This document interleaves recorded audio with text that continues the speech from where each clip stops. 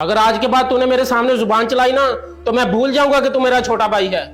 ओए छोड़ो एक दूसरे को, क्यों लड़ रहे हो? पागल हो गए हो? इनको समझा, इनको मैंने कोई जुबान नहीं चलाई, बल्कि मैंने तो सिर्फ अपना हिस्सा मांगा है। मुझे तो इनकी नीयत पे शक हो रहा है। शक? किस चीज का शक? क्या मैं तेरा हिस्सा खाना चाहता हूँ? और लग तो मुझे ऐसा रहा है, अगर नीयत साफ होती तो अब्बा जी के गुजर जाने के बाद मेरा हिस्सा मेरे नाम करवा देते। क्यों नहीं करवाया अभी तक? अब पहले तू अपनी हरकतें तो सीधी कर। जिसको ये तमीज नहीं कि बड़ा भाई बाप की जगह होता है, उसकी इज्जत कैसे करनी है? हिस्सा क्या तू खाक संभालेगा? चलो ऐसे तो फिर ऐसे सही, मैं भी निकलवाना जानता हूँ। और हाँ, याद रखिएगा, आपने आज मेरे गिरेबान पे हाथ डाला है। हाँ हाँ देख लेता हूँ मैं, फिर निकलवा ले तू, बदतमीज कहीं का। क्या फायदा हुआ लड़के, लोग तो तमाशा देखते हैं, तुम लोग चाचू के जाने के बाद ये सब करते हो। तमाशा तो वो बनाता है, देख तो सही, बड़े भाई की तो कोई इज्जत ही नहीं, हर वक्त बदतमीजी, हर वक्त बदतमीजी। आखिर कब तक बर्दाश्त करता मैं?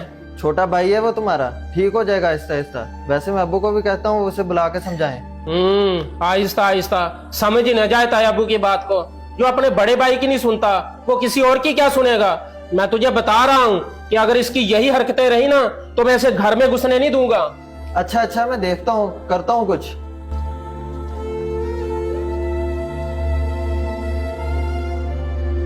ले कैसर भाई, जिस बात का इंतजार था ना वही हो गई। क्या हुआ? सामा और वसीम दोनों भाइयों में फिर से लड़ाई हो गई है और बात हाथापाई तक पहुंच गया है। मुझे नहीं लगता कि अब उन दोनों में सुलह होगी। वाह मेरे भाई, क्या खबर सुनाई है। बस तू अब उसामा को हाथ में कर, मैं वसीम को हाथ में करता हूँ। और कहानी वही वाली करनी है ना जो आपने बताई थी? हाँ भाई, वही कहानी करनी है। बस एक दफा हमारे हाथ में आ जाए, फिर देखना हमारा फायदा ही फायदा होगा। समझ गया भाईजान, मैं जा रहा हूँ सामा की तरफ, वो जमीनों की तरफ गया। आप जाएं वसीम के पास, वो घर ही है।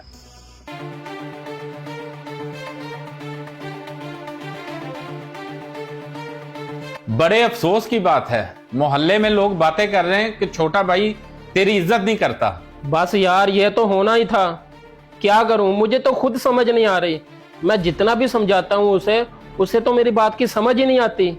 एक अंदर की बात बताऊं तुझे, वो तुझे अपना दुश्मन समझता है।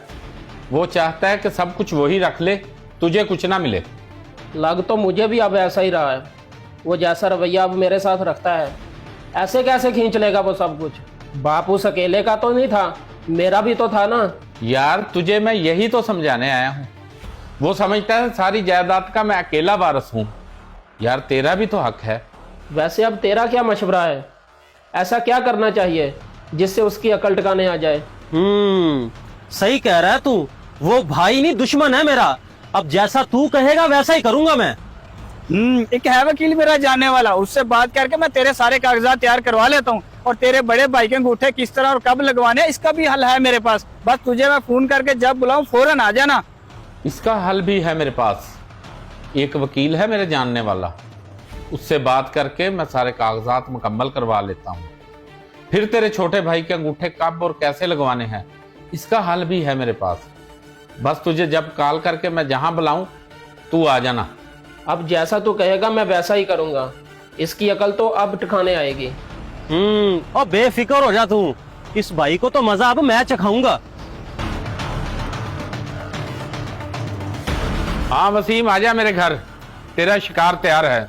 हाँ भाई उसामा, आजा मेरे घर, तेरा शिकार तैयार है।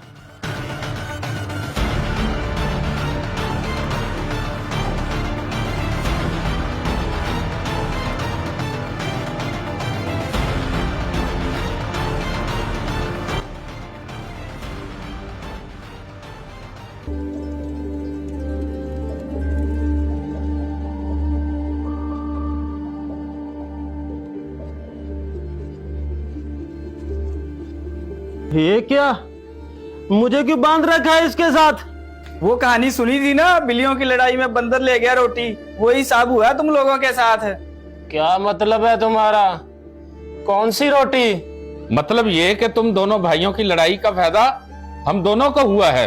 तुम लोगों को पागल बनाकर यहाँ बुलाया और बेहोश करके अंगूठे लगवा के सब कुछ अपने नाम लगवा लिया।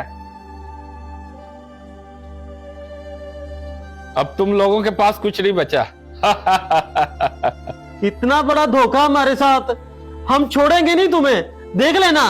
ओए, तुम दोनों को कौन सा छोड़ेंगे हम, अभी मार देंगे। भाइयों को चाहिए कि लोगों की बातों में आकर आपस में मत लड़ें, वरना अंजाम कुछ ऐसा होगा। अगर आपको हमारा ये मैसेज पसंद आया हो तो इसको जरूर शेयर करें।